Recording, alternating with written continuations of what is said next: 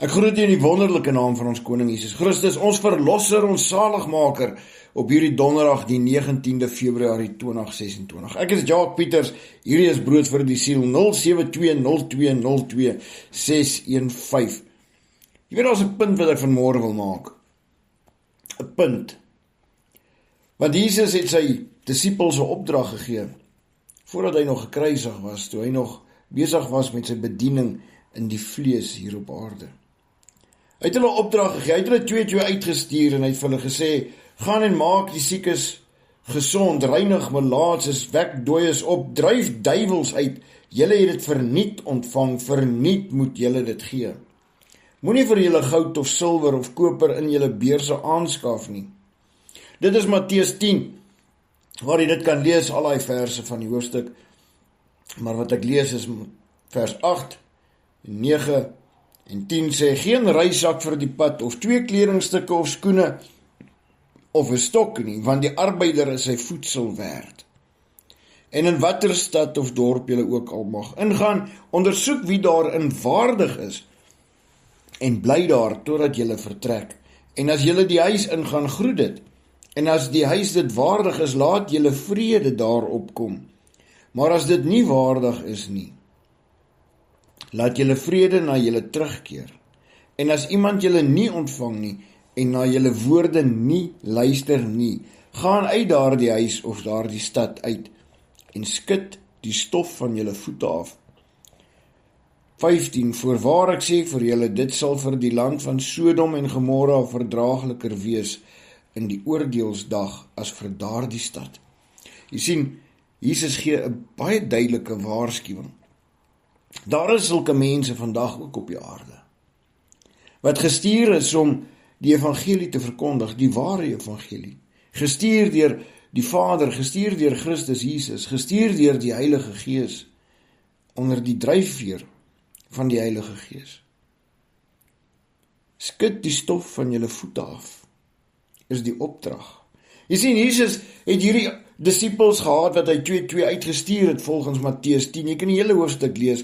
Vers 9, vers 35 tot 38 sê, dat die oes is groot en die arbeiders is min. Maar wat die woord hierso vir ons sê, baie duidelik, as hulle jou nie ontvang nie, skud die stof aan jou voete af. En ons lees dit ook in Lukas 9, vers 1 tot 6. Vers 5 sê, en almal wat julle nie ontvang nie, as julle van daardie stad weggaan, skud self die stof van julle voete af tot 'n getuienis teen hulle. Jy sien, daar is 'n oordeel vir mense wat die woord nie ontvang nie. En ek dink daar is 'n oordeel ook wanneer mense nie hulle woord lees en onder die misleiding val. Want daar is soveel valse arbeiders daar buite en soveel mense volg hulle, want hulle lees nie hulle Bybels nie. Hulle soek die genot van die lewe en hulle volg die genot van die lewe. Hulle wil nie hulle Bybels lees nie, want die genot is belangriker as God. En hier is nie 'n oordeel nie. Onthou, die woord sê self vir ons, dat ons moet die stof van ons voete afskud. En snaaks genoeg, wanneer ons die boek van Handelinge lees, in Handelinge 13 vers 13 tot 52, lees ons waar Paulus en Barnabas met die heidene praat.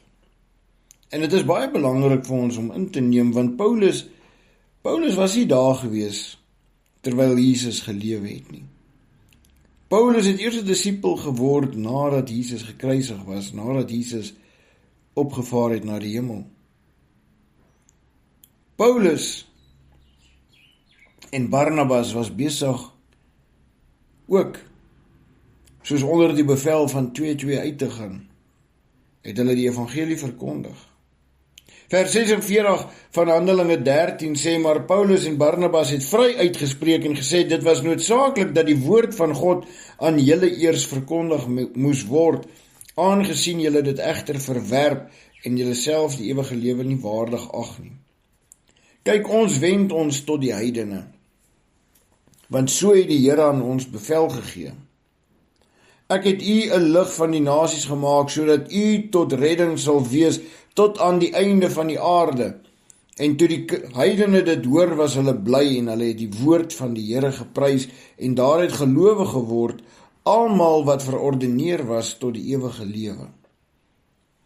So baie mense het, wat het voorheen nie die reg gehad het tot die woord nie, wat voorheen nie die reg gehad het om die Here te ontvang nie, het hom ontvang, en hulle het gelowig geword, want hulle name was verordeneer tot die ewige lewe.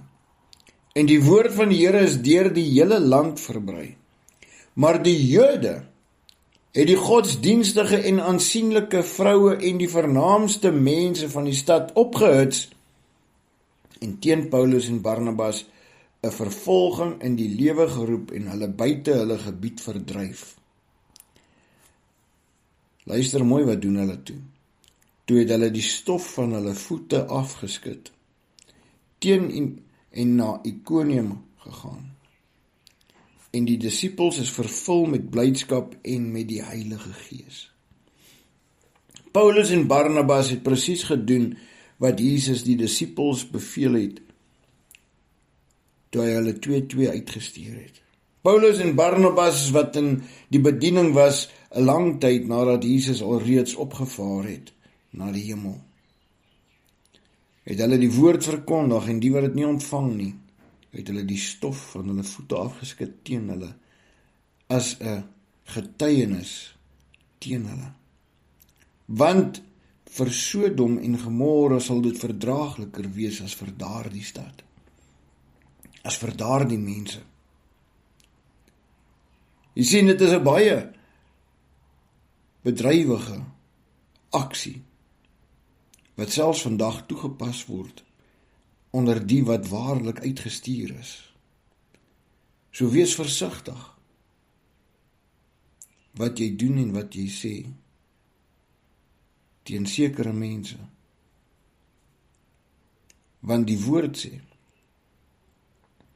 vir Sodom en Gomorra sal dit verdraagliker wees as vir daardie waarteen die getuienis in aanvang is, wanneer die wat gestuur is, die stof van hulle voete afskit as getuienis teen hulle.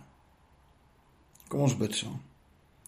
Hemelse Vader, help ons om oop te wees vir die ware woord, vir die regte getuienisse, vir die opregtes wat gestuur is deur U, Vader. Vader, ons weet ons leef in 'n tyd waar daar baie valse leringe is, valse profete, valse leraars, wat gestuur is deur die bose, deur die duisternis van hierdie wêreld, juis om die mense te beroof van dit wat U vir hulle wil gee. Vader, maar maak die mense oë en ore oop in die gees, sodat hulle die begeerte sal ontvang om hulle woord oop te maak, hulle Bybels oop te maak en te kan leer van U, sodat hulle ook U stem kan hoor en weet dat wanneer hulle luister na die regte mense, hulle op die regte pad sal kom. Maar dat hulle moet versigtig wees, dat hulle verwerp die opregtes, sodat die stof nie teen hulle afgeskit word nie, as 'n getuienis teen hulle nie. Hemelse Vader, vergewe ons wanneer ons iemand verwerp het wat die regte woord gestuur het, Here. Maar versterk ons in geloof en sekerheid dat ons geestelike oë en ore oop is vir die regte en ware woorde van U. Dat ons nie die Heilige Gees sal verwerp nie, maar dat ons hom sal ontvang in alle eerbied en waarheid in Jesus naam.